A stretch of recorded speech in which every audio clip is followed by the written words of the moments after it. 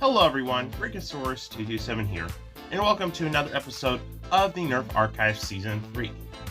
Today we're actually going to be talking about a blaster that I used to not like at all. It actually used to be one of my least favorite Mega Blasters of all time. But slowly, after I've gotten a chance to use it and play with it more over the years, I've begun to actually like and eventually love this thing. What is this blaster I'm talking about?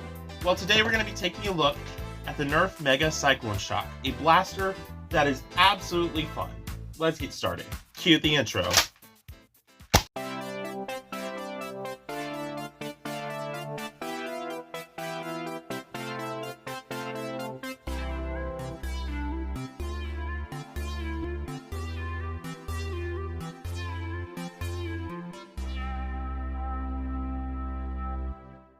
The Cycloneshock released 10 years ago in 2014. You're feeling old? Yeah, this blaster released 10 years ago, so yeah, congratulations. Y'all are caveman.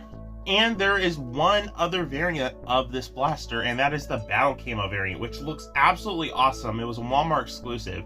They're not too rare now, but I have a feeling they will be rare pretty soon, within like the next 5 years.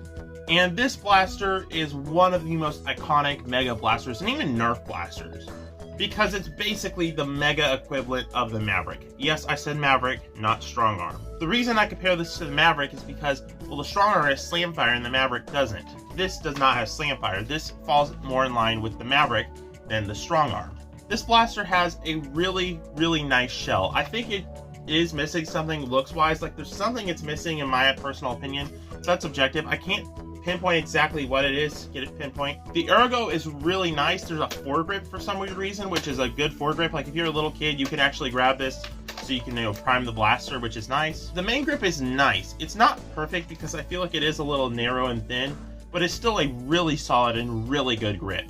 But by far the best grip and ergonomic part of this blaster is the priming handle. It's huge, it's nice, it's chunky, but it's not too big. You can still grasp it pretty easily and prime it very nicely. There's also a tack rail up on here, which is nice. And look at that. They painted the Mega logo on both sides, although they didn't paint the Nerf or Cycloneshock logo, which is kind of disappointing. Now, unlike the Maverick, the cylinder doesn't pop out, but you just load it in like this. My favorite part about this blaster by far, though, is the prime. I just like the solid feel when you prime it, especially the return. That's my favorite part. And you just launch the Mega Darts. Oh, I love that prime. And it's a very satisfying pop. Now, this blaster gets pretty darn good performance. Average ranges for a Mega Blaster like this. Nothing too crazy. It's pretty good, pretty consistent. I used to really hate this thing. It was my least favorite Mega Pistol of all time.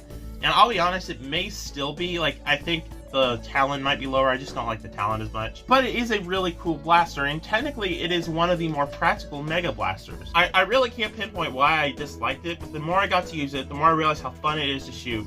It just kind of won me over. But what does it have to offer the hobby today? Well, it's kind of iffy. Now, immediately you might think, well, this is a go-to Mega sidearm, but realistically it's not. It's huge, it's bulky. You can't really holster it. And sadly, there is no sling mount, so you can't even use it as a secondary. Okay, sure, this could be a sling mount, but you have to wrap that around the grip or down here or something, and that's just kind of weird. Like, it's going to end up getting on, I don't know. I feel like it just doesn't work as well as a sling mount, but you could use it as a sling mount. But that makes it kind of hard to carry it separately as a sidearm, or even a secondary. In my opinion, this fits more of a primary role for a Mega Blaster. Okay, hear me out here. I feel like it is kind of in one of those weird places where it's too big to be a sidearm.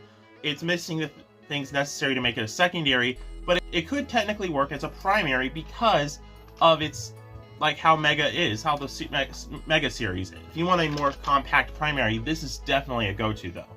Overall, if I had to rate this, I would give it the decent rating. Okay, hear me out here.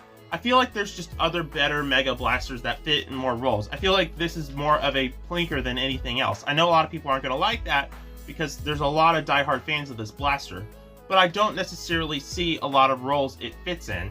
It's more of a plinker, and like, I feel like there's just better sidearms for Mega Blasters that aren't like this. Sadly, I don't have a history lesson because there isn't a lot of history involving this blaster.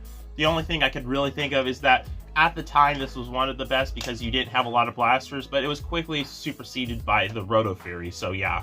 Anyway, guys, I hope you enjoyed this episode of the Nerf Archives. It may be a shorter one, but hey, it's fun anyway. I'll see you all in the next one. Bye-bye. Here's an old school Mega Dart. I missed. There we go. My junk drawer, my junk drawer.